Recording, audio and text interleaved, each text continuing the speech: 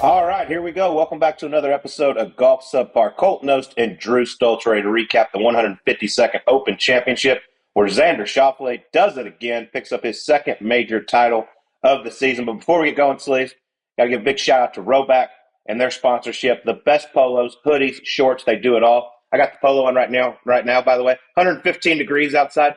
No problem out there. No gut sweat for the big boys. They are the best polos on the market. Their everyday shorts are also perfect. Whether you're looking to golf with a shirt untucked or just wear for a day on the move, they look clean but use the comfort of an elastic waistband. You want hoodies, shorts, polos, whatever you want, we got it all at Roback. Go to roback.com. That's RHOBACK.com and use code SUB for 20% off. That's just SUB at roback.com. 20% off all polos, hoodies, and crews with code SUB. Make sure to check out now that it's summer and they'll have you ready for whatever travels or activities you have awaiting for you. Slays, let's get to it. Xander Schauffele, I mean, we've been waiting on this guy to break out. He was 0 for 27 in major championships start out. Now he's won 2 of his last 3. The guy is a stud. He has no weaknesses. It is awesome to see what Xander Schauffele is doing right now. Yeah, I mean, if you would have told us a few months ago, like, hey, there might be a debate for who's going to be the player of the year on the PGA Tour, I think we would have been like, you're full of shit. Like, Scotty could not play the rest of the year, and he's going to get it. And now, dude, like, it's, the years are different, but, like, it depends on which side you're on. I mean, you look at their years. Xander, 2 wins, 2 major championships, top 10 in all 4, by the way. I think his worst finish was, like, 8th or 7th. 0 missed cuts, and he's finished outside the top 20 1 time this season. You go to Scotty, you got 6 wins. You got 1 major. You got signature events in there. 0 missed cuts. Top 10 in 3 of the 4 majors, and only 1 finish outside the top 20 all year. That being the U.S. Open. I mean, the 2 years are a joke, but like, I think it's a legit debate, even though it's 2 versus 6. Like, majors are everything, in my opinion. That's the way you're judged at the end of your career. It'd be interesting to ask Scotty which season he would rather have. Just the 2 wins being both majors or what he has done. He has won the Players, and like you said, he's dominated the signature events, which are the best fields on the PGA Tour. I'll be honest, I'll take either of them. I'd be happy with either season. There's no. But what do you think Scotty would say? I'm going to go on a limb. This could be totally wrong, and he could dispute this or say that's false. But I think Scotty would rather have 2 majors added to his resume than 1. I think these guys are both like in the multiple major winner category now, and at the end of the day, I feel like that's how you compare greatness. Like, how many majors did he win? Like, the total wins isn't really as big of a factor. No, I get it. I think knowing Scotty and how competitive he is, he wants as many wins as possible. He did win the Players as well. I mean, you throw that in there with Bay Hill, Travelers, Memorial. I mean, he won some monster tournaments. He's going out there and beating the best fields 6 times this year. And he's got a second green jacket. I don't know. I honestly don't know really what he would say. It'd be interesting to ask him. But both guys, I mean, there's no doubt who the best 2 players in the world are right now. I mean, you can throw Bryson up there as well. I know he didn't have the Open Championship he wanted, which I kind of said I wasn't surprised. I don't think the windy conditions and links golf really suits his style of play. But Xander Schauffele, I mean, we were talking about before the show, the way that leaderboard was, I was like, man, this could be an all-time finish. Like, I said last night to some friends, I said, someone's going to go out and shoot 65 and win this golf tournament. I thought it was going to be Scotty Scheffler. I forgot about the other guy who was actually the betting favorite going into the round today. He was plus 350. Scotty was plus 360. Xander Schauffele goes out and just tore apart that back 9. That is ridiculous. I believe the average score was 2 over par on the back 9. He went out there and shot 31. 4 under, I mean, bogey free 65. It's kind of a cliche thing to say, but like, he makes it look really easy. Like, and he never gets high, he never gets low. It's just flatline the entire time. But like, he's hitting shots like, oh, nobody's birdied this hole all day today. And he hits it to 2 feet. Like, he makes the hard look. It makes the difficult look very easy. A lot like I would say, Ludwig kind of does the same thing. But man, I thought as impressive as his round was today, Colt, that 65 bogey-free final round to win a major championship, I thought the Saturday 69 might be even more impressive given like those conditions, those late in the day guys, which Xander was still pretty late at that point. I mean, dude, that Saturday was maybe the most fun I've had watching golf, Colt, all year. Like, we got 3 woods into par 4s. We got dog being hit into par 3s, bogeys everywhere. And I was like, dude, these guys are so good. It's fun to see them really challenged and struggle once in a while. It doesn't happen very often. I thought Saturday was spectacular viewing. The driver from 238 par 3 was just, I was So like, good. nah, welcome to my world, guys. I love this. Yeah. And by the way, if they're hitting driver, that means I couldn't get there if I was playing. And the weather was obviously a huge story. The guys that went early, late got pretty much hosed. I mean, it was over 2.5 shots difference between the two waves. But that's what happens at the Open Championship. You got to get on the right side of the draw. And obviously, but it all equaled out because everybody that played early, that struggled Thursday, Friday, that went out early, there was a lot of good scores shot. I mean, Sam Burns was 7 over par through 11 holes in this tournament. And then all of a sudden, after Saturday, he's 3 under and he's 1 off the lead. Like, he probably thought his tournament was over come Thursday. And I know he shot 80 in the final round, but he had a chance to win. I mean, he's right there after being 7 over par through 11 after that brilliant 65 on Saturday. Yeah, there was some good round. I mean, Bobby McIntyre kind of had a crazy roller coaster. It looked like he was out of it and then played his way back into it. Joaquin Niemann kind of the opposite, cruising along, looking great. Then whoopsies, makes a little Oach piece on a par 3. But it's why that watching this championship, especially in these elements, we got like real proper, British Open conditions in this thing. It's so fun to see the shot making and the club selections. Like watching Scotty on Saturday, dude, hit these 2 irons that looked like they were getting head high, but they were flying, he had 230 in, but it was playing 255. Like some of these shots, it was so fun to watch that because it's so different than just the cookie cutter kind of rinse repeat stuff we get so often over here on the PGA Tour. I loved it. I think that also shows you like how complete of a player Xander Schauffele is because he won the shootout at Valhalla where you had to go crazy low, and then you get all the conditions over here at an Open Championship, and he goes out and he handles those as well. So, I mean, there's not a place that Xander Schauffele can't win. He is built for all types of golf. I mean, we talked about like who's going to challenge Scotty Scheffler. A lot of people say Ludwig was next in line, obviously with Rory when he was going, Bryson. Xander Schauffele kind of, I feel like, gets overlooked quite a bit because he's kind of a quiet guy. He's not that flashy, but when you watch him play golf, like, name me something he's not extremely good at. Yeah, there ain't one. And like you mentioned, he wins the shootout at Valhalla. He can hit it hard. He goes and wins like a shot maker's kind of, avoid disaster, I would call this Open Championship. It was hard to get around that place without making some big numbers. Like, he does it all. It's awesome to see because for a number of years, Colt, like, he's been one of the best players in the world. But he does it without winning very often, like the other guys, right? But he's there all the time. You go look at his major championships and just his track record the last few years in big events. It's like he's always there, but he's never really gotten the credit for that because he hasn't won the big one. And now he's doing it, and he's done it twice in a year. And I mean, the confidence level for him right now, man, like it could have been easy for him to finally get that first major at the PGA, Colt, and be like, great year. Not that he's packing it in, but like, look, dude, I'm going to enjoy this. You know what I mean? Maybe not have the same grind. And he's gone out there and done another one. And I mean, shit, he's still got FedEx Cup playoffs. You won't be starting 2 back of Scotty probably. Yeah, I mean, but now, like you said earlier about Player of the Year, but now there's a chance. I mean, he's got to play extremely well, which I don't think he's playing on the PGA Tour until the playoffs, so he will go in as number 2. But how about those two? It's going to be them in the last pairing at East Lake, I would imagine, depending on what happens in the first 2 rounds of the playoffs. But those two battling it out, that's going to be fun to watch in the playoffs. At a place where Xander eats. I mean, Xander. They did just redo it, East Lake. Yeah, I know they redid it. They changed some shit, but it's still going to be East Lake, with a few tweaks to it. And he's been a monster around that place. And I truly, let's just say it stays this way throughout the playoffs. I think whoever wins FedEx Cup playoffs is probably your Player of the Year. The players vote. Yeah, the players vote. And I would say if it happened right now, I think it would be really close. Like, I think it'd probably be a 50-50 split on who they vote for. I mean, you were talking about what would Scotty rather have? I think if you asked a lot of the guys out there, especially guys who've already won a major championship, they're already there, right? Like, dude, just give me as many of those. I would never win a regular event ever again if it meant I could win more major championships. I think that's ultimately what it all comes down to. But this, not just the 6 wins, Colt, but like the places you mentioned where he's doing it. Kind of like, damn, dude. If the guy wins 6 times, including a major, and he doesn't get Player of the Year, like, it's tough. You're splitting hairs with these two, but they've separated themselves fully from everybody else in the world.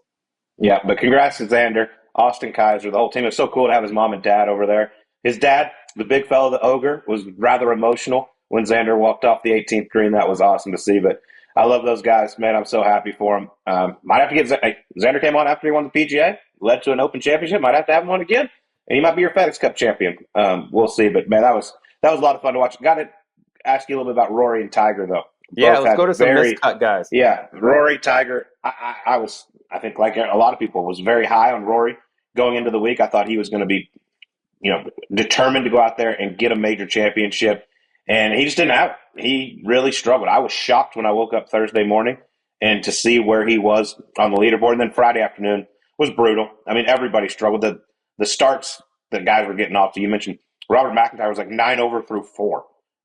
Rory was a lot over before making comeback. Yeah, they were I done. believe, shout out to the GOAT, Justin Ray, who I believe took the time to go worst ball for the entire field on Friday, was 128. I threw a little tweet out there because I was with Riggs from Barstool at dinner. I was like, you think you could break 128 in those conditions?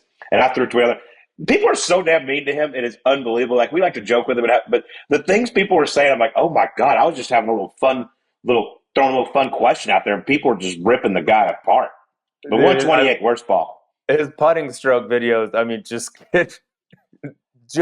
I'm like, dog. I think at this point, it's like, I'm just going to throw it out there. I feel like he's trying to make it even like more exaggerated than it is, just to see what the response will be. But yeah, you're right. Like, he gets crushed on there. Shout out to him. 128. That'd be a fun one to watch, because there'll be some big numbers put up on the board, and I don't care who you are, by the way. But yeah, getting back to Rory, like, I still think, I know he played pretty decent at the Scottish before, but I just think that U.S. Open just gutted him, dude. He took the time off, changed phones, kind of went off the grid, just kind of changed the way he talked. Like, look, I'm going to try to enjoy my success a little bit more. And then after, his interview was like, once I made the 8, like, dude, I was planning my vacation for next week. I think that thing just sucked the life out of him, that U.S. Open. Not horribly surprised that Rory didn't play well. The guy that I'm the most surprised Colt didn't play well was Ludwig.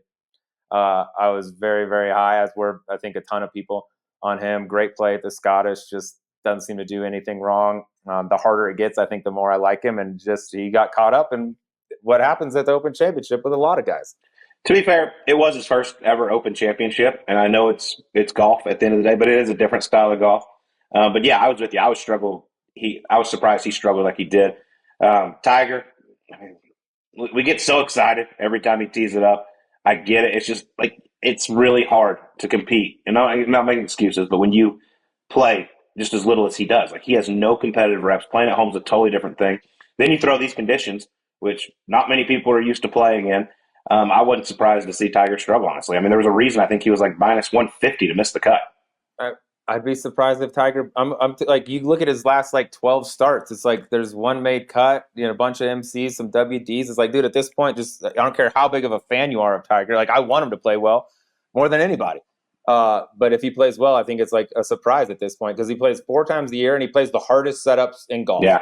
There's no tweaking. It's just like, hey, you haven't played in forever? Here's the hardest shit you'll see all year long. All right, now take another month off and we'll run it back and do it again and do it again. It's just, there's no way. And on top of that, his body feels like trash, I'm sure, the entire time, especially when it's freezing and raining, playing out there. So there's just, expectations are low. I think we just enjoy him while we got him, because I don't know how long it'll go. But some of the other names, Cole, I thought some of the missed cuts were as big as, the stories at the top of the leaderboard. We mentioned Ludwig, Tyrrell Hatton, Tommy Fleetwood would have been a guy that I think was super popular. That was my going guy. Into this week. Wyndham shot $1 million. Rory, Finau, Cam Smith. I mean, dude, there's a lot of big names that packed it up on Friday. 10 of the top 20 in the world missed the cut.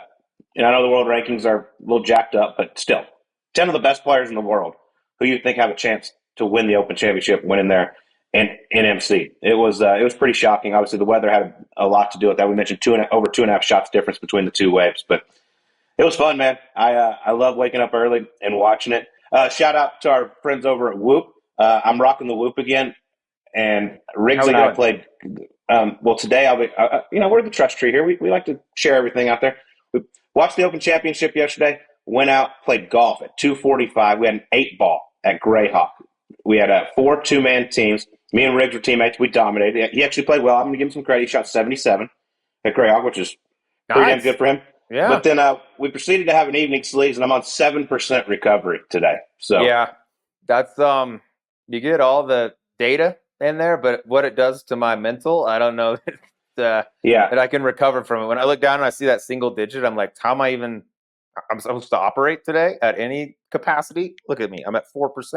It's tough. Yeah, it says required sleep. I think it says I need 22 hours to get back to normal. You and Natalie are the only two people I know that can do that. I can't put in that kind of session, but I'm going to battle through it. I'm flying up to Pennsylvania today for a little BMW day tomorrow, so I'm going to get rested up and be ready to rock tomorrow. But had a lot of fun playing. I mean, an 8-ball in the summer. There was nobody on the golf course. We had a blast. Yeah, that's beautiful. You can do that. I mean, there's courses in Arizona right now. I think that'll pay you to come out. But, hey, you want to play our course? Come out. Clarify. It wasn't an 8-ball. There's 8 people playing golf. We did not have an 8-ball. It was 8 people. Oh, okay. Yeah, I want to clear that up. Your whoop would be reading a lot different. Yeah, whoop would be reading a lot different if it was an actual 8-ball. I guess to sum it all up, dude, it's crazy that major season's over, which sucks, by the way. Now, we got the FedEx Cup playoffs to look forward to. PGA Cup, which isn't the Ryder Cup, and quite frankly, if the U.S. doesn't destroy them, I'll be very surprised. And we end the year, Colt. I mean, would you not be shocked if the U.S. didn't run away with that thing, just based on how much talent, A, the history of it, and B, how much talent they've lost to live on the international side? I mean, they got decimated. They should be a massive favorite.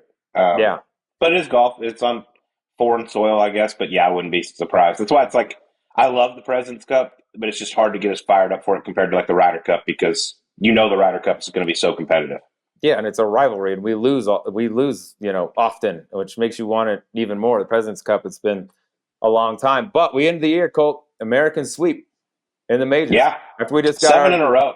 Dicks kicked in the dirt over there at the Ryder Cup, we go ahead and then clip off all 4 this year. I don't know what that means going forward, but we got some pretty damn good. If you got Scotty and Xander on your team, you got a good chance of winning them all.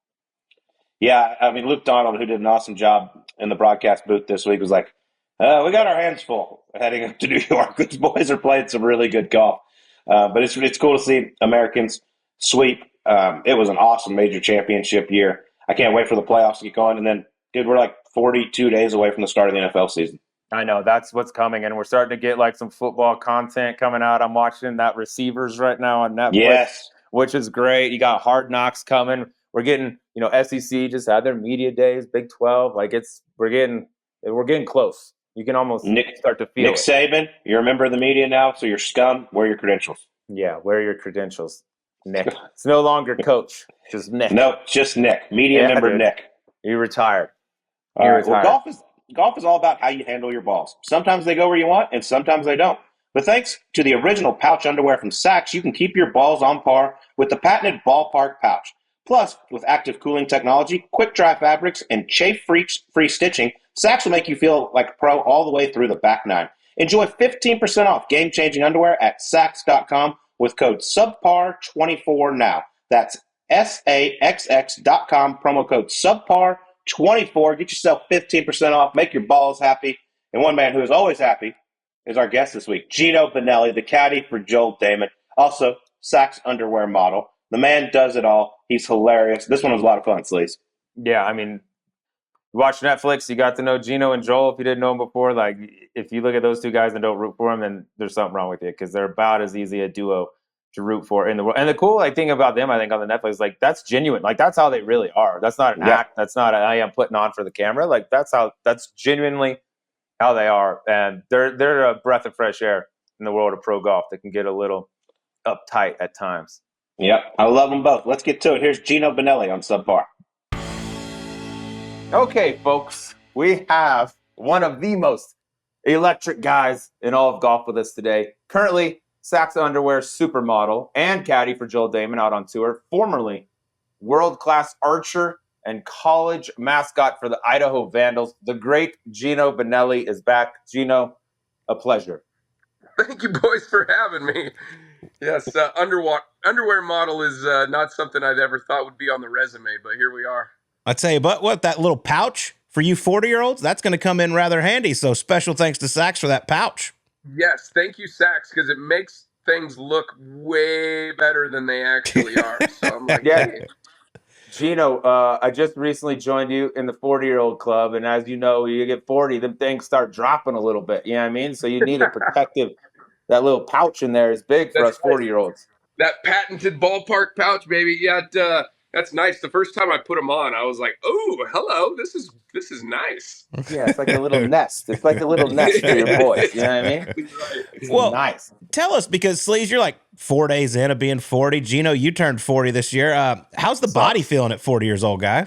That's so funny you ask. So today on the putting green, we had an early tee time. It's kind of cold up here in Truckee because we're not at the other place playing the Barracuda Championship this week. It's 43 degrees this morning, and the body was a little tight. And I bent over on the putting green before we played this morning to pick up my water bottle, and I felt something like pop in my back, and I almost pissed my pants. It hurt so bad. And I stood up, and Joel saw the look in my eyes, and he was like, "Are you okay?" And I was like, "I don't think I can move." And the more I stood up and stretched it out, like the worse it felt.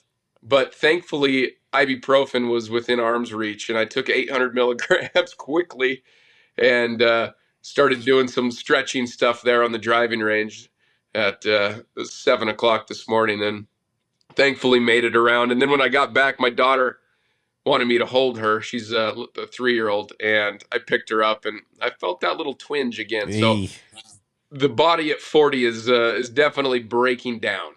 Sleaze, how we feeling, Sleaze? Yeah. I'm dying too, dude. I'm dying. I've never had an injury. I've never had a physical ailment. No, nothing. And then last year, my eyes like completely broke down. I had to get eye surgery. Now my back is like a daily thing. Like same exact shit as you said. It's like, I think we're getting old. And the like lifting of your kids and throwing them. And like I was throwing my daughter in the pool the other day.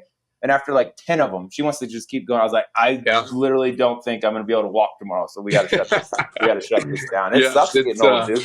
It's brutal. But I guess it's just part of it. That's a sacrifice you make for being so good looking there, Sleaze. Yeah, we all have our cross to bear, That's right. Can I ask you a quick question, Colt, before we get going here for Gino? Because I'm sure we'll get into it. Your traveling, escapades and your venues that you like to stay. That looks like a very nice headboard behind your head right now.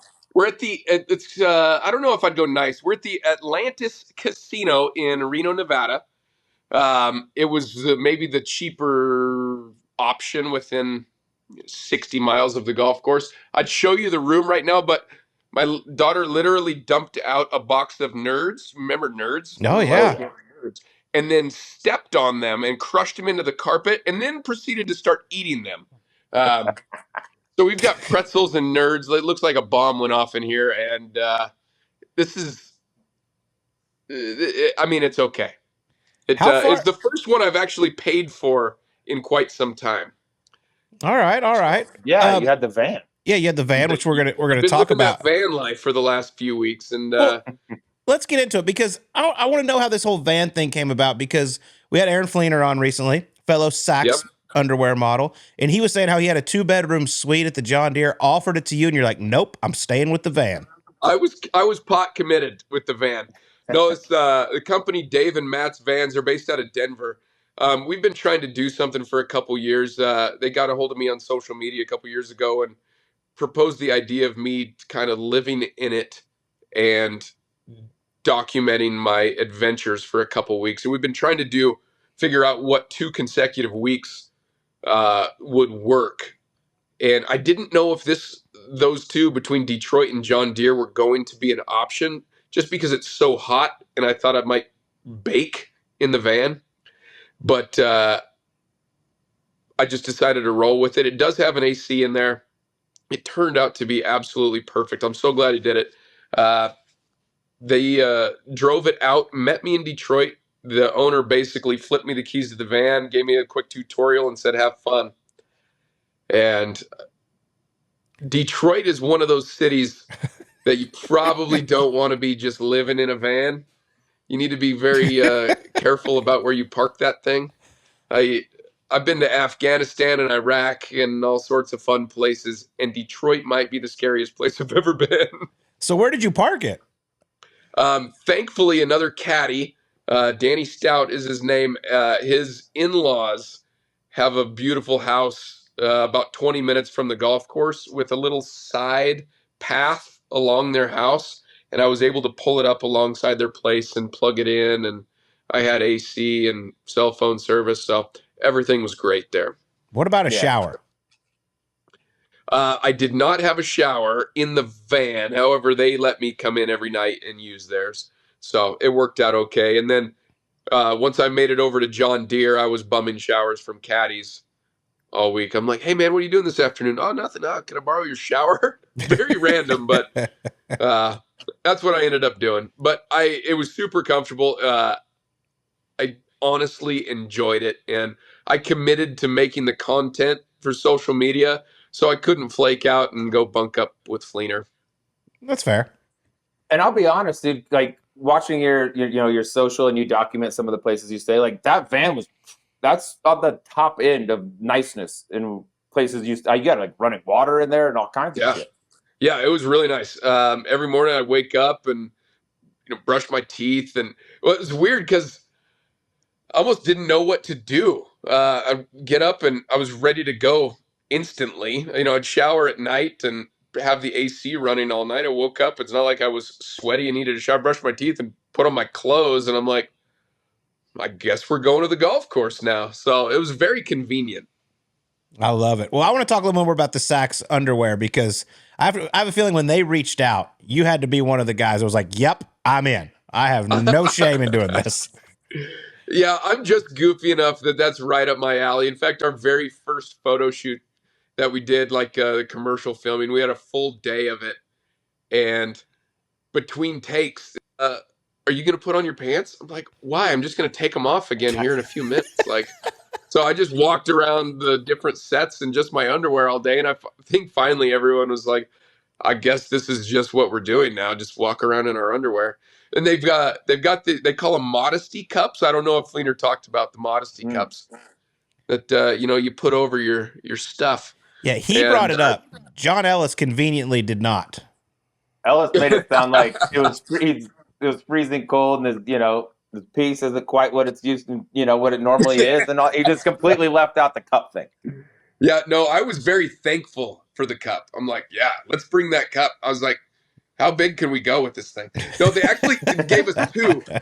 One is completely smooth on the outside, and the other actually had a penis imprint on the outside of the cup. So we had the penis imprint on the outside, and I was like, well, I want this to look real. So I put the penis imprint one on, and I walked out, and one of the producer gals is like, no, you got to put the smooth one on. I was like, oh, darn it. No one's going to believe that. Yeah. So I had to go back in and change that out. But it was a great fit. We've had so much fun with it. Just such a good group of caddies. And the Saks staff as well has been incredible to work with. They spoil us and take care of us. And not only that, but the product is truly awesome. So we've been very fortunate. Yeah, Gino, like part of the reason why the Saks come up, the deal that you had with the van, right? And you're documenting your staying and thing is because like things have changed since the last time we had you on. You're on Netflix, you're featured. I feel like yours and Joel's popularity blew up. How are you adapting to life as a golf celeb? It's unique being the golf world is such a small world. Like all golfers know each other. So I know when I see somebody in like golfy, my wife and I call them golfy clothes, like if we're on the road together or somewhere and you see somebody, just from their appearance plays golf. And I'm like, ooh, that person's going to probably recognize me. That sounds really douchey to say. But for them to come out of their way and, want to get a picture or an autograph, it's kind of crazy because I don't feel like I've done anything to deserve that other than be best friends with somebody who's really good at golf, that being Joel, obviously. But we've done some fun things over the years and let Netflix follow us around for a couple seasons that turned out really good, I suppose. Yeah, for sure. And especially that first season where, like, I mean, in my opinion, he was the star of Full Swing. And he was playing some great golf, but did you ever think like it was going to lead to that? Or when I was caddying for Taylor Montgomery at Phoenix this year, Joel was a goddamn rock star. The place was going nuts over him. Yes, he was. That was really fun, by the way. Yeah, Joel chipped that one in on 8, I believe it was. Yeah, it was 8. And the place went that was one of the loudest roars I've ever heard. And Phoenix this year was insane in itself. But Joel has became a star in the game of golf. This week, feel like he plays with the title sponsor CEO every week in the pro-ams. Everyone wants to be around him. He's just such a good dude and a normal person who happens to be really good at hitting a golf ball. I think I've said that a time or two along the way, but it is true. And Netflix just kind of added fuel to that.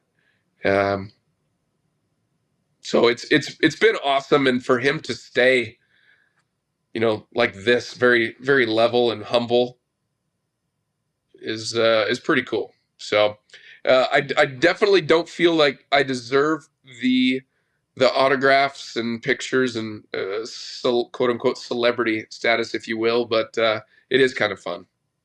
But you'll take it, by God. Yeah, and you're right about Joel, dude. Yeah, but I'll take it. Shit.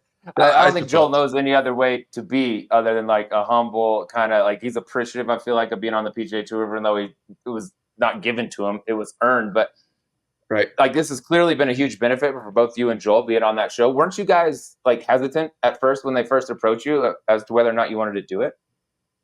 Yeah, a little bit, just as far as we didn't really have control of how we would be portrayed. But then again, we talked about him like, how else are they going to portray us? Because we might do dumb stuff, but it's not bad stuff. We're good people. We're nice to one another and nice to fans, and we're respectful and have manners. And Joel not having an ego or ever really being a dick, like this can only come across as good. And so if they want to follow you around and film you, you're going to explode. And he really has. And it's pretty cool to see. Yeah, guys like that, if they just show who they are. I mean, I remember the first time he came on Subpar. I mean, this was well before Netflix, and people are like, oh my God, I'm a fan of this guy now. Like he's got personality, which, let's be honest, a lot of guys in the game of golf really don't. So if you can just stand out a little bit, you're going to go a long ways. But I got to ask, because you're mic'd up at all times, you're out there and you see the cameras and all this. Has there been a moment where you like forgot and you're like, oh dear God, I can't believe I just said that and I'm mic'd up? There are maybe a couple things we've said, or I remember one instance, and I can't say what it was, but I was mic'd up and Joel was angry and he said something. And I remember Netflix saying, if you ever don't want anything to be in the show, just like go, hey, Netflix, cut that. And I think we were at the Players Championship and he was upset about something. And I kind of jokingly go, hey, Netflix, cut that. And he goes, are you in a microphone right now? I was like, yes. And that kind of he was like, are you kidding me? But that was cut. Everything was great. I know I can't give any spoilers there, but they were awesome about working with us on stuff like that. Not that happens very often, but it does. We're all human, right? Of course. Without question. So, like you said, I don't see how this could be anything but portrayed as good. We just have to be the way that we are, right? So when you watched it back for the first time, did you agree? Like, did you like the way you were portrayed? I did. My mouth, the only complaint I had was my mouth is worse than I thought it was. In fact, the first time I watched the episode, I was like, I don't cuss that much. And then I started paying attention to the F-bombs that I use on the golf course. And I was saying it way more than I thought I did. I was like, ooh, it was pretty accurate, actually. So I've got no problems. At first I was like, oh, they, put every F word I've ever said in season 1, but apparently I used it pretty often in my daily vocabulary. Hey, so you're only human. I mean, that's how humans talk. So. I love the start. I'm trying to expand and use bigger words now. Oh, perfect. Brandel Chambly, here he comes. Look out. Please do. God, Gino's going to have a thesaurus out there in the golf bag. I went to Fiddlesticks. Oh, there you go. That's a good one. Let me ask you this. Out of the 2 seasons, obviously, we've had some great players, some great caddies involved. Who's somebody that hasn't been involved that you would like to see on the show? Ooh, from a player standpoint? Player or I mean, I guess if the player's on it, the caddy's going to be on it too. Right, that's a good call. Boy, I haven't thought of that. Somebody like a Mark Hubbard, I think would be so good, because Mark is such an under the radar guy. Like, unless you're a golf dork, you may not know who Mark is, but Mark just made like 19 cuts in a row and has had such a great year. The one elevated event he got in, he finished 4th at Pebble, and he's just hilarious and a good person and a good dad, and he's just fun to be around. He's one of my favorites. So I think showcasing somebody like him, and now his caddy too, used to be you guys probably know him pretty well, Matt Picanso, who used to be a mini tour legend, I hear. So following guys like that, there are a lot of good stories, but I think Mark would be up there, and he's so intelligent too. He's a smart guy and would come across really good on camera, I feel like. So I like that answer. Homeless would be awesome. And he's kind of like a Joel Damon type, I feel like. I think he would kind of have a similar reception the same way you guys did. He hits the most unbelievable top driver in the history of golf, which is a really hard shot to hit, by the way. Does he do that out on tour ever? I mean, it's incredible. I've got 2 quick stories. We played a practice round with him at Wingfoot in the U.S. Open the year Bryson won, and it was on Tuesday or Wednesday, I forget which, but they had the Golf Channel or NBC or CBS or whoever had it, had their whole set up on like the 10th tee. And we knew that they were live because you could kind of tell that they're doing like live from the U.S. Open and they're filming. And Mark's in the background and maybe Brandel or whoever's up on set. And nobody knew he was going to do it, but Mark tees up this 5-iron and literally hits the top dimple, and the thing goes about 6 feet, and I lost it. And everybody in the group was just dying, and then he takes like 2 steps forward and then peers it into the middle of the green. I'm like, that was definitely on live TV. And then this year in Zozo in Japan, he looked at me on number 10 with driver in his hand. He had it teed up high like a normal driver, and he goes, "Should I top this?" And, all the fans there probably don't speak a lot of English, so nobody knew what was going on. I was like, absolutely. And he just nicked the top of it, and it just trickles off. And then same thing, he walks up and then just hits it off the deck right down the middle. And I was just cracking up because it was so perfect that he's able to hit a 6-foot driver. That's awesome. It's phenomenal. It's unbelievable. It's such a hard shot to hit. Yeah, incredible. So I love that guy. He's pure entertainment. He is. He is great. And over these episodes we've been doing with you guys over at Saks, we've come up with this idea because, listen, there's been some these primetime matches we've had have been just duds, right? And we've talked about, Sleaze and I came up with the idea we need to do a player-caddy one where the caddies are involved. Would that be something you're up for? Because you've got some game. Yeah. Yeah, I sometimes I do. Joel and I went out last Tuesday and played in Lexington, and we played with Zach Blair and his caddy. Actually had a great time. I held my own. I felt like I played okay, but there's getting to be a lot of really good caddy players out there. I think it would be a really fun thing to watch, and it needs to happen. And I highly encourage like an $8 million purse too. Yeah, exactly. Okay.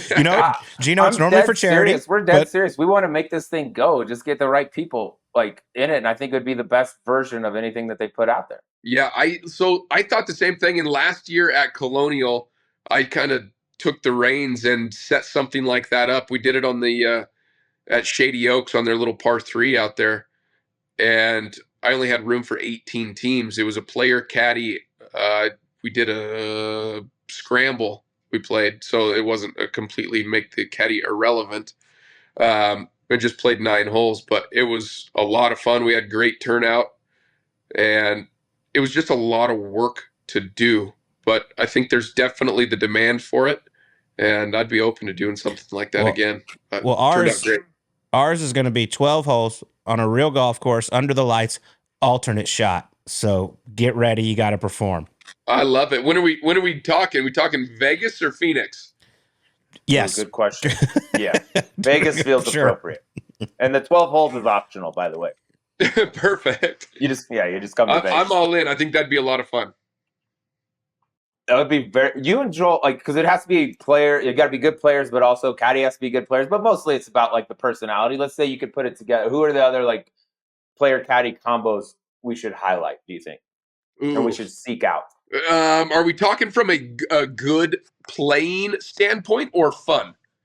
I think fun is more important, but I think they need to be able to at least golf a little bit. Yeah, you can't, in my opinion, you can't suck. You know, one thing that just last year after this event, actually, Eric Van Rooyen, past champion of the Barracuda Championship here, his caddy the following week goes in Mondays into the 3M. Mm-hmm. And they paired them together. And I thought that was pretty cool. His caddy got through local qualifying for the U.S. Open this year and almost made it through sectionals.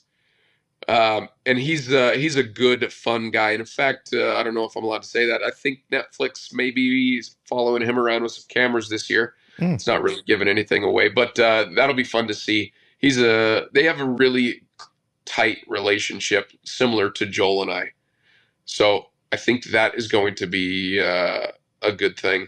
Denny McCarthy's caddy, Derek, is probably the best player. He's really good. He loves sleaze. He loves sleaze, you said? Yeah, he loves sleaze. He does love sleaze. I don't even know what that comes from, but yeah. He's the one who got mad at you. For what? He got brought up on one of our podcasts. Oh, it was me. I think I brought him up. It wasn't mad at me. That was a group. We just asked. It was like name the player or name the caddy who's most likely to. This ain't a me. Don't exclude yourself. I thought he came up to you and was like pissed about it.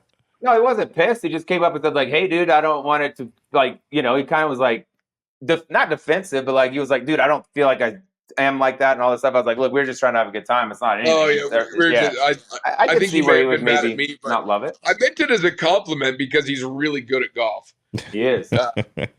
And obviously Denny's a rock star and rolls it better than anyone on the planet. So those guys would be a fun one to follow around as well. But yeah, like there's a lot. And we're talking. I was talking to a European caddy this morning at breakfast about setting up some possible caddy Ryder Cup type deal at the Players this year. So I might spearhead that and make something happen. I mean, if we actually did get this going to where it's like a primetime match and there's only going to be 4 teams, like we could have a qualifier for this thing. Yeah, it'd be incredible.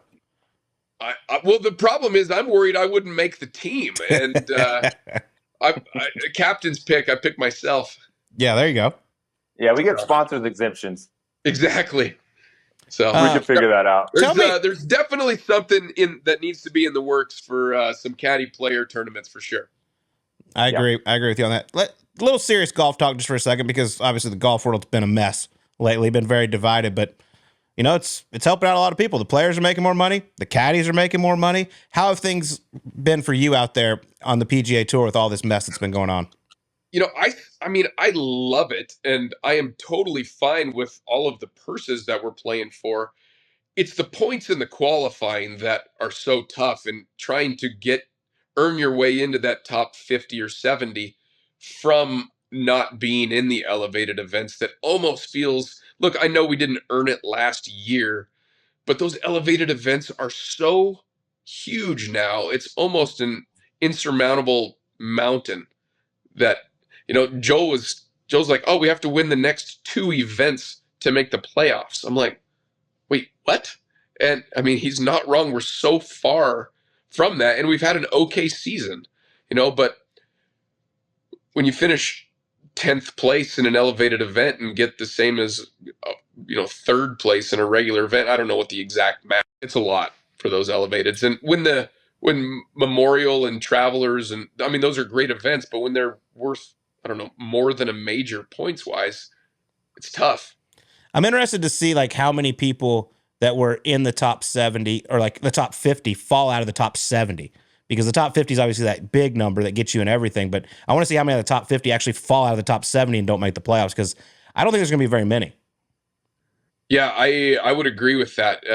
Very few. You're going to have a few that play their way in that just happen to bump some out, but there's not going to be a lot. I know there's been some guys that have had really down years, but you finish 30th in some of those elevators, it's still a decent amount of points. So it's tough to overcome, and I don't know what the answer is. I felt like it was going to be a 1-year deal, and I thought the tour might go, ooh, we messed that up. We're going to backpedal on that for next year going forward, and I don't think that was the case at all.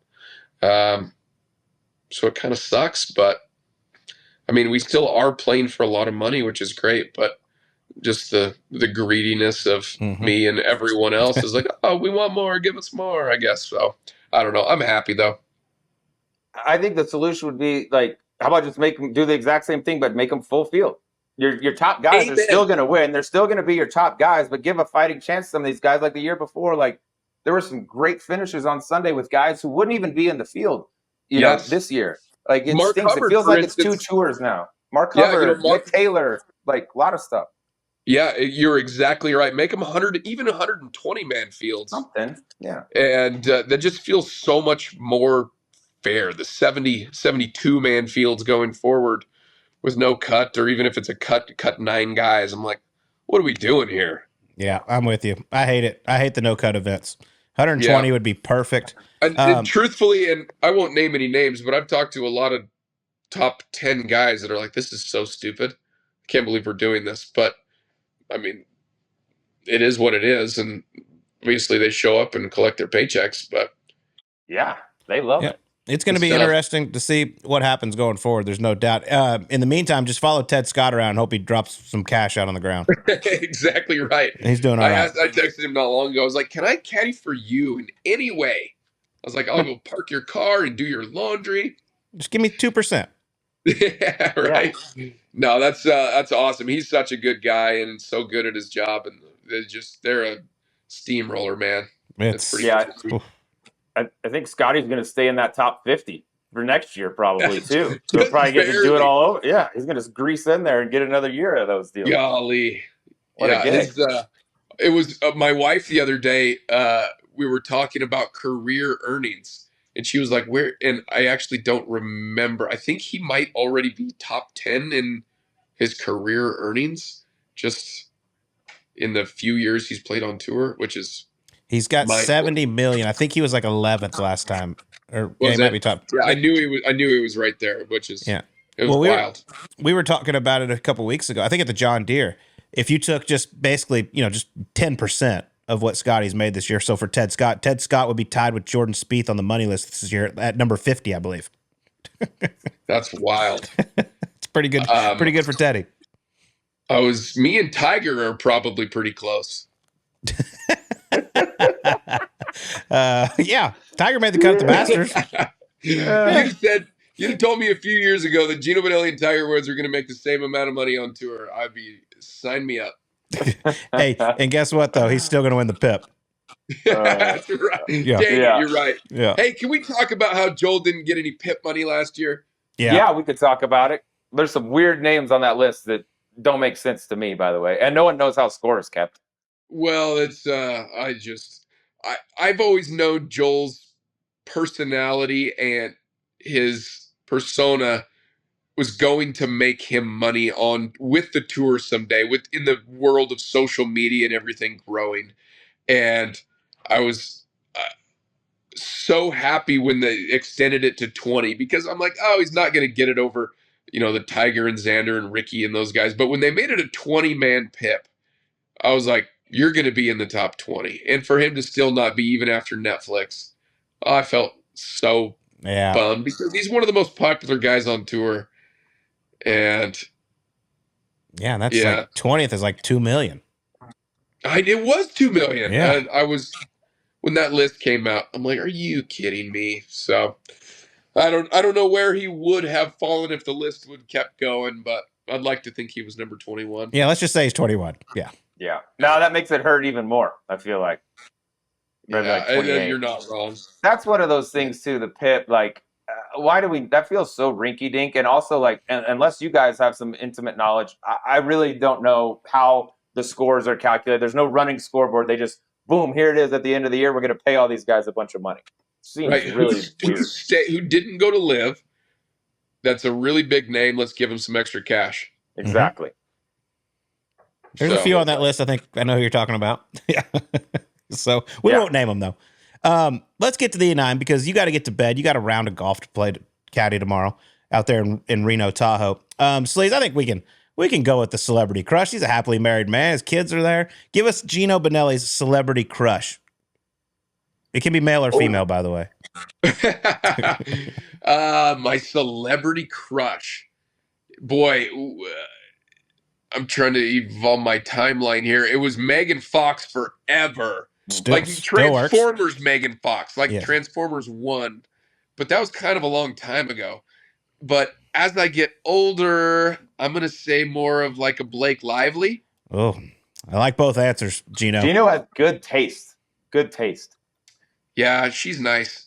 Yeah, she's nice. I think if she saw you with the penis outline cup, dude, that might seal the deal, by the way. Yeah, back up, Ryan Reynolds. Yeah. You ever seen anything like this? Exactly. So, yeah, that's who popped into my head first. So we'll go with that. All right. That's a good one. I feel like that was well thought out as well. All right. My first one's just like, this is legit out of genuine curiosity because I've heard about you. How good were you as a kid, as an archer? And why did you give it up? So this is actually a kind of a good story. So I was really good. Growing up in northern Idaho, every weekend my dad would take me to these 3D archery tournaments. There's basically 40 foam targets that they stick out there, and you have to guess the distance and set your sight and shoot it. And there's deer and elk and coyotes and pigs and all sorts of different animals, and each one has a different, I guess, bullseye in a different location on its body. And it would take forever to shoot. You spend all day out there and guessing yardage and hopefully make a good shot. And I got my first trophy when I was 4. And I don't even know if I was able to pull a bow back, but apparently I was. And that's the only one I still have. It's on my mantle at home. But I got to the point when I was about 12 years old that I was really good and best in the state and probably best in the Northwest. And I qualified to go to this world shoot, which you had to place like top 2 in your region in the United States and from around the world. And I won that. And my dad, we didn't have a lot of money when I was a kid. And my dad goes, we can go to this world shoot and you can shoot it, or I'll buy you a new set of golf clubs. And I was 12 and I was just kind of getting into golf. And the TaylorMade burner irons just came out and they looked so sick. Yeah.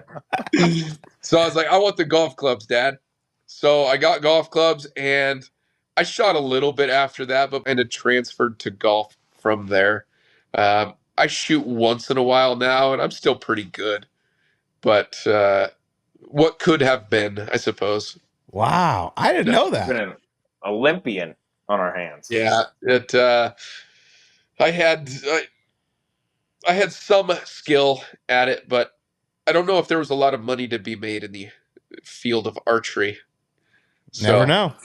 Not that everything's all about money. Do what you love, kids. But no, it all worked out great because I'm obsessed with golf to this day. It's been 28 years now, and here we are. Yeah. And I believe, next question, you're in the Guinness Book of World Records, correct? Yeah, so I had 3 records once upon a time. I'm only down to 1. But what were the 3? Most holes of golf played in a week, most birdies made in a week, and most birdies made in 12 hours. Okay. So know those you want me to just give you spoilers, Colt, or you want to take a random guess? I think I know because your friend told me. So that'd be that wouldn't be fair. Fair. Sleazy, are you already on the in on this? I'm pretty sure I got the answer to this one. But tell everybody else. We'll just cut right to the chase. I played 2,000 holes in a week, which is 111 rounds plus 2 additional holes, which is almost 16 rounds a day. I made 493 birdies for the week, and I had one stretch of birdies that was 67 birdies in 12 hours. That's golfing. Is that the record? Oh, so my current record is, so I thought you were a kid. I'm sorry. I thought you were my wife is like, I'm trying to get a little cameo from her. It's funny. We start talking. I'm yelling at him. I'm like, I need my if you would have said it's me, I'd have given them to you. It's funny how. So the one I still have is 493 birdies. Say hi, wife. Gino, it's funny how we start talking about Megan Fox and Blake Lively and she shows up. Just convenient timing. She just said his list is 100 people long. Every day was like, I'm going to add them to the list and them to the list. Hey, you beat it. That's awesome. Sorry, I genuinely thought you were a child trying to break in. Nobody has shoes. We're all at dinner. So. Oh, apparently everyone is shoeless trying to go to dinner. All right, I'll be down shortly. Love you. We love you too. We've had some great cameos on this show. What a lady you got. Yeah, she's a good one. I love it. So most birdies in 12 hours is the one still in the record books. No, sorry. The one that still stands is most birdies in a week was 493. And I don't think that will be beat before I die because that's a lot of birdies in a week. So do they just be like, hey, you're an honest guy, we're just going to take your word for it that you made 493 birdies? There's a lot of different criteria you have to follow. I had to have 2 independent scorekeepers at all times, and they couldn't work for more than 4 consecutive hours. And I had to have affidavits saying that I made the scores on the holes that they said that I made. And I had to send in hundreds of scorecards with basically a summary sheet for everything. Damn. So it was a lot of work. It was quite the undertaking. Well, I don't think Sleaze and I some records. Yeah, I don't think Sleaze and I will ever try to beat any of your records. Now I'm out. It's too much paperwork for this bullshit. I thought my 67 birdies in 12 hours was really good, but there was a loophole in that I didn't think about at the time, that you could play 18 par 5s and set them to the shortest distance. That's not fair. Easy. I don't like that. You played real golf. Right. So, I mean, the course was still semi-short, but it had to be over 6,000 yards per Guinness guidelines. So, I mean, obviously 6,000 is short, but you could play a bunch of 420-yard par 5s, I guess, and make a pile of birdies. Yeah. No, that birdies in a day feels like a safe one. Congratulations. Congratulations on that. That was going to be a tough one to top. All right, my next one, Gino, as I would say, notoriously frugal person, yes. How much courage did it take and how bad did it hurt to pony up $500 for a cameo from Ric Flair, the Nature Boy? That's so funny. One of my really good friends is the one who paid for it. He had the idea. So I didn't even have to do it. Okay, that makes sense. Who was it for? Because I don't think I would have. But man, wasn't that great? That was gold. In fact, I think I just need to repost that because I don't know if that was pre-Netflix days or not. I don't know what my follower count was at the time, but I think people would love to see that one again. I might just have to retweet my own tweet. Was it about you? It was Ric Flair giving Joel a pep talk. He's like, oh, nice. Yeah. What's going on, my man? You didn't get your head out of your ass, kind of thing. God, he's 500 for cameo. That's incredible. What a guy, Ric Flair.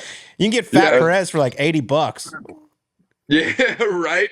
Cameo's been all up on me trying to get me to be a quote unquote celebrity on there. I'm like, no one would ever pay $10 for me to send them a video. You might be surprised. You never know. Yeah. You might be surprised. World record holder? I've made 493 birdies in a week. All right, next one. I believe last time we had you on, or maybe it was radio, we were joking, or maybe it was when Joel was on here, we were joking how he just randomly gets yips with certain clubs. Like, it's a punch-out yips. I got the 7-iron yips, something. Do we have anything this season that's kind of out of left field as far as the yips with Joel Damon? I think we missed 2 fairways in a row in Palm Springs earlier this year, and he goes, "I have the driver yips." And then we hit the 3rd one, and he was cured. Okay. The punch-out yips are my favorite. That's the only yip that's happened this year, been referenced this year as a driver yip, which he's the best in the world at hitting. Perfect. That's beautiful. That guy, gosh, he's special, isn't he? He is one of one. One of one, which is the perfect segue into my next one, because he used to stamp like his irons with these weird phrases. I don't know if he still does it, but one of them was pants drunk. Can you explain what pants drunk is? So, a Long Drink, one of his sponsors, it's a drink that originated in Finland. Apparently, when you really get drunk in Finland, you take off your pants. Like that.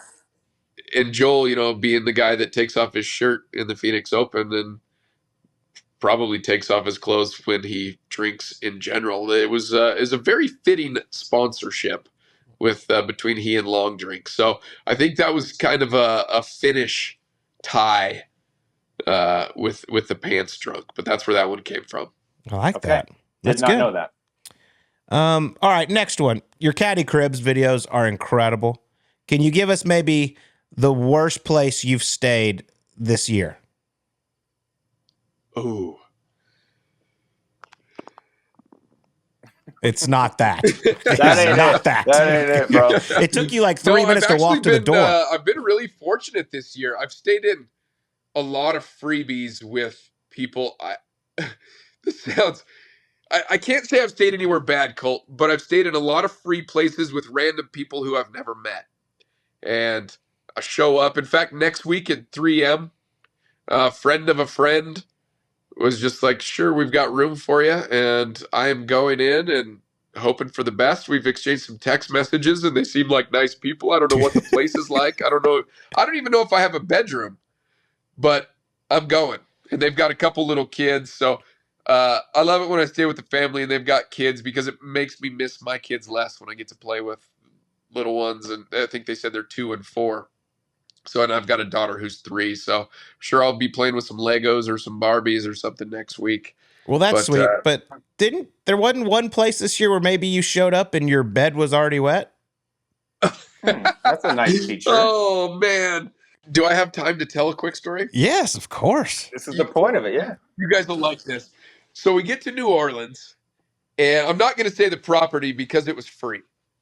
So I got comped a place at a hotel, and it was like 1 o'clock in the morning. We had some flight delays coming from Dominican Republic, and I get in, and I'm on the edge of the bed, and you plug your phone in here, and I'm just kind of laying here because I had the short little cord, and I'm watching Suits or whatever I'm into at the time.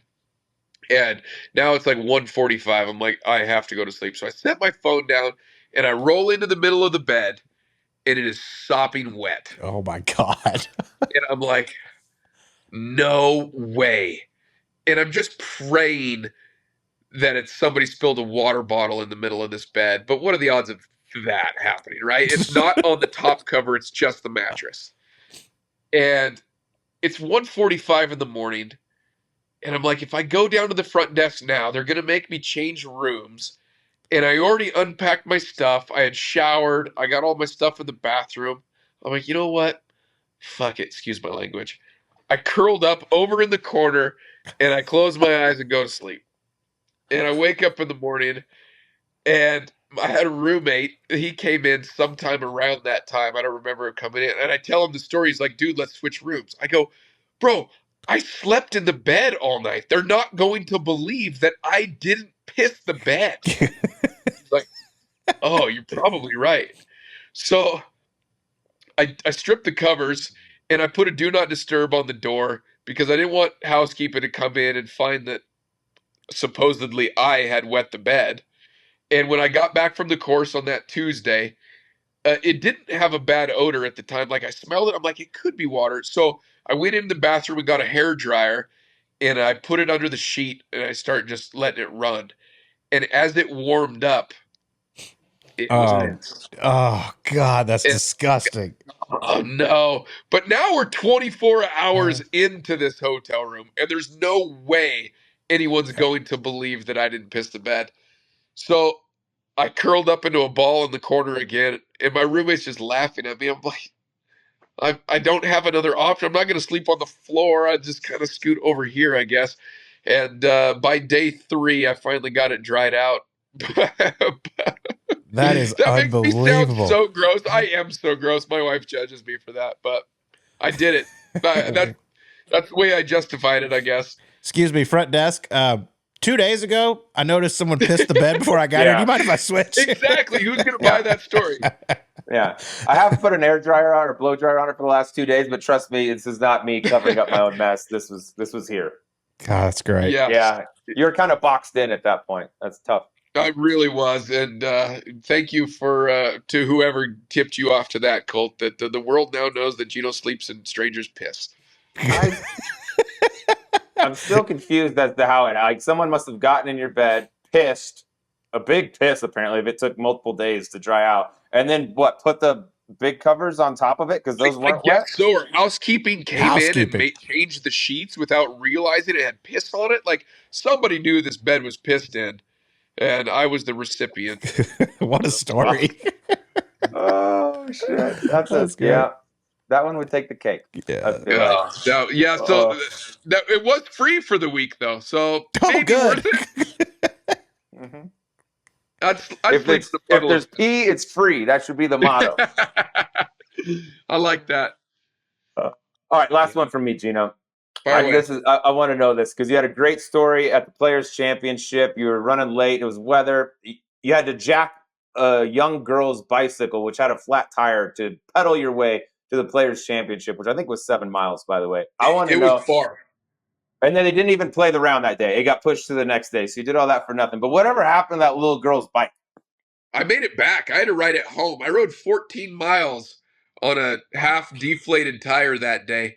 I was exhausted. But we got it returned to the Airbnb, and they had an air compressor in their garage, but they didn't have like the tire adapter for the air compressor hose. So I just went with it, and we got it returned. We've stayed there every year, thankfully. I think I have the gal's phone number now, and if I ever have another bike emergency at the Players. 14 miles. Wow. That's I tell you what, I'm as a now 40-year-old, I could not do that. My back would have gone out. Man, that's impressive. I thought you just jacked some random kid's bike. It was like, I need this. No, thankfully it was in the garage at the Airbnb we were renting, and it worked out okay. All right, beautiful. All right, last one. Okay, shoot. I know you love caddying for Joel Damon. It's a great job. But what is your dream job? Oh, well, I already wrote Rory a job application. No, it doesn't involve golf. Oh, my dream job, not caddying. Well, my dream would be being good enough to play golf, but obviously that's not a thing. My goal is to ultimately win the Powerball. Could that be a job? No, hold on, because rumor has it you've always wanted to voice over some cartoons. Oh, yeah, 100%. That's all I want to do is voice an animated character or a movie or a TV show. That is 100% my dream. I just don't know how I'm ever going to make it happen.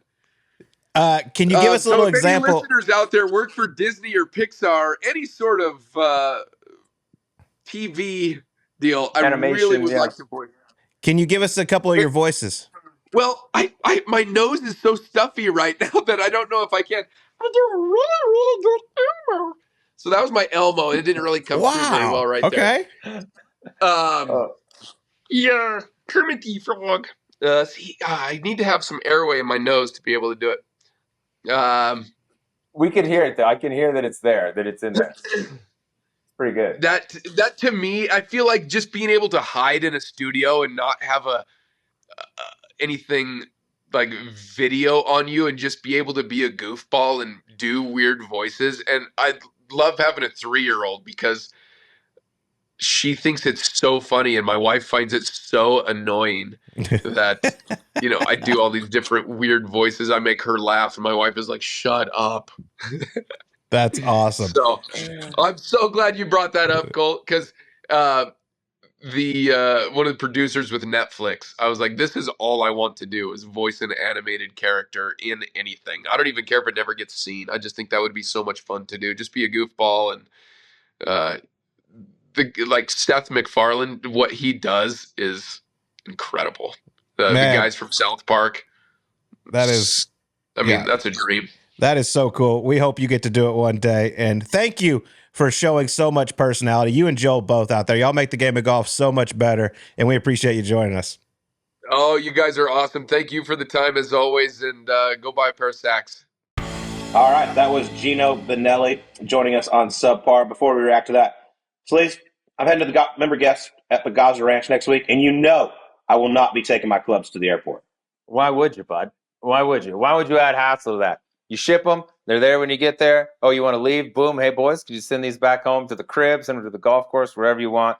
My brother just came up here to Flagstaff, Colt, visiting me. His clubs beat him here, by the way. Yep. Ready and waiting. You got to treat them right. If you're going on a buddy's trip, all of you use it. You'd be amazed at how much easier it makes it. There's no reason not to in the world. You and I do it every time. And honestly, now that I do it, like if I ever have to drag them through an airport, I'm like, it sucks even more than it did before. That is correct. Won't do anything else but ship sticks. That's it. If you want to check it out, use it yourself, tell your friends, go to www.shipsticks.com, enter code subpar for 20% off, or go to shipsticks.com/subpar. That'll get you the 20% off as well. Tell your friends, tell your family, use it. You'll love it. All right. Let's talk about Geno Bonnalie, world record holder, the man's in the Guinness Book of World Records. By the way, I had no idea the process you have to go through to verify what he did. I mean, the amount of holes he played, the amount of birdies in a week, the amount of birdies in a day. There's a whole process, which I didn't really know it was that detailed. Yeah, there goes my chances of ever setting any sort of. There's way too much paperwork and admin going on in there. But yeah, listening to him tell that story, he woke up the second day, he's playing 1 million holes, and he's like, dude, my hands are blistered. I can't keep going. Or he did it, and that is a shitload of holes, and that birdie streak somebody's gonna have to really, really want it. Because what did he say? The golf course has to be 6,000 yards? Yes. Right. So you got to play a ton of golf, and also be pretty good to make that amount of birdies. That one might hang for a bit. But, man, those two guys, Colt, you follow them out there every week. Since Netflix, they've become big-name dudes on the PGA Tour. Yeah. Gino signs more autographs than half of the players, it feels like, and according to Joel. And you can't go anywhere without, people hollering at them up and down the fairways. They've really leaned into that Netflix, and that's a perfect example of what it could do for you. Yep, that was a game changer for him. I was sad he was a little under the weather, so he couldn't do his cartoon voices. We're going to get a little clip of that and hopefully make a post for Instagram out of it. But he's hilarious, man. I love him. Their relationship is as good as it gets out there. They don't take themselves too seriously. I'll give you a quick story about Gino. We were in Detroit just a couple of weeks ago. And Joel was in the next to last group or a couple groups from the last on Sunday. I'm on the range, and Gino's doing Gino things. He's all over the place, signing a few autographs, taking pictures, all this. And he comes over. He's like, Joel, I lost track of time. We're on the tee in 12 minutes. And Joel goes, oh, okay. Should I hit a driver? He's like, yeah, maybe send one driver. Then we got to go because it's a little bit of a distance to the first tee. I was like, that is so typical of these two. Oh, fuck, I lost track of time. Oh, I should probably hit one driver before we go out and try to win this golf tournament. And that's how Joel's been for forever. I mean, going back to the Canadian Tour, he'd be in the lead or final group. We'd be on the range, and he'd be hitting shanks on purpose, or just doing weird shoes. Watch how hard I can shank this 8-iron, and it would be hard, and he could do it. Which, by the way, it's hard to shank one on purpose. He can do it on command. Mess around, and he's always had fun playing the game. I think the one thing, and even talking to Joel about it, he's I think a lot of people think I'm just a goofball that, doesn't work at it or doesn't care all that much. I think their competitiveness of those two gets lost a little bit. And that because they are funny, and you want to highlight the funny because there's not that many people like that. But he also, it ain't an accident that they've been out on tour as long as they have. No, they're a great team. Always fun sitting down with them. So thanks to Gino, thanks to Sachs for everything they do. It was a lot of fun sitting down with all the great underwear models in the golf world the past few weeks. Yes. That was a blast. Broadened So shout our out to horizons. Sachs. Yeah. Once again, 15% off. Get you some underwear, protect your balls. make them happy. Saks.com. This week we got the 3M Championship. We're filming this on Sunday, so the odds aren't out yet. We'll be back to make our picks later in the week. But Slays, I had 2 weeks at home. It felt like a year compared to what I've been doing. I got 4 weeks left, and then I get a nice little break. So I'm about to hit the road again. What a good 2 weeks to be home, right in the smack middle of July. Beautiful out. A lot of options. Options. Yeah, it's just. At least you got out and played a little golf, though. You got that 8 ball up in you. That's nice. It was hotter than hell yesterday when we played, but then like the last 4 or 5 holes, it was 6 p.m. and it actually got kind of nice out. It was fun, and they do this every Saturday during the summer because no one's out there, and you should join us sometime. It is a lot of fun. There is a lot of shit talking going on. It's your kind of golf. Would love to. I'll be back down the hill in a couple weeks. Be down there to sweat it out, grind it out. We'll set that up. All right, my man. Well, that was a lot of fun. Once again, congrats to Xander Schauffele, his second major championship of the season. It was awesome to watch. Hope everybody enjoyed it. We'll talk to you on next week's Subpar.